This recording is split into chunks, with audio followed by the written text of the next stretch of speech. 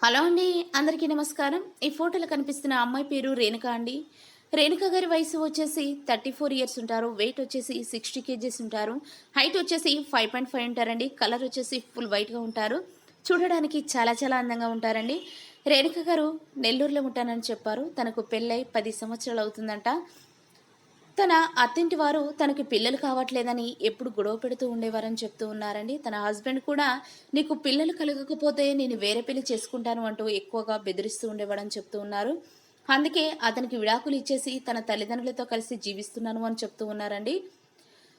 తను ఏ తోడు లేకుండా ఒంటరిగా ఉండడం చాలా కష్టంగా ఉంటుందని చెప్తూ ఉన్నారండి. అందుకే తను రెండో మ్యారేజ్ చేసుకోవాలని ఆలోచిస్తూ ఉన్నాను అని చెప్తూ ఉన్నారండి.